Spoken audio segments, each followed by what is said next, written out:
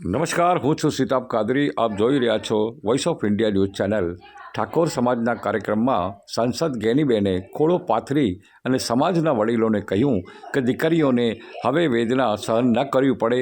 જાહેર મંચ પરથી સાંસદની આંખો ભરાઈ આવી અને કહ્યું, દારૂના વ્યસનની વેદના મેં સહન કરી છે. એક પુત્રી તરીકે, એક માતા તરીકે, એક પત્ની તરીકે આ વેદના મેં સહન કરી છે અને જ્યાં જાઉં છું ત્યાં સમાજની તરીકે કાળાના પ્રસંગમાં જોઉં છું અને આ વેદના ઠાકોર સમાજની હજારો મહિલાઓ અમારી સમક્ષ એ ઠલવે છે અને કાળા આહુએ રોવે છે.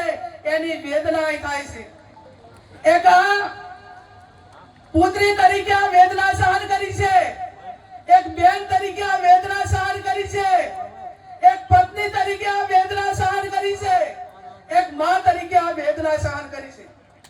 અને આ વેદના હું સહન કરી છે ત્યારે હું પોતે એમ માનું છું કે હું સંસદ સભ્ય હોવા છતાં, સ્વનિર્ભર હોવા છતાં આ વેદનાઓ મારા સહન કરવી પડતી હોય તો સમાજની લાખો મહિલાઓ જે પતિને આધારિત છે એમની દશા કઈ હશે એ કલ્પના બહારનું કામ છે.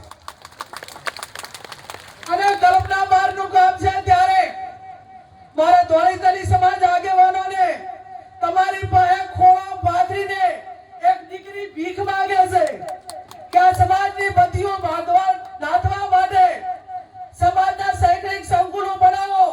અને આજની તારીખે મારી કોઈ સમાજ પાસે માંગણી હોય તો જેમ તમામ સમાજો ધાર્મિક જગ્યાએ ભેગા થાય, પાટીદાર સમાજ ભેગો થાય, ચૌધરી સમાજ ભેગો થાય, રબારી સમાજ વડવાળાના નામે ભેગો થાય, દલિત સમાજ બાબા સાહેબ આંબેડકરના નામે ભેગો થાય, ક્ષત્રિય સમાજ મહારાણા પ્રતાપના નામે ભેગો થાય, આદિવાસી સમાજ બિરસા મુંડાના નામે ભેગો થાય, તો મારો ઠાકોર સમાજ એ ઉત્તર ગુજરાતમાં સદારામ બાપુના નામે ભેગો થાય ને એવું સદારામ ધામ બનાવવા માટેની આપ સૌને હું બે હાથ જોડીને વિનંતી કરું.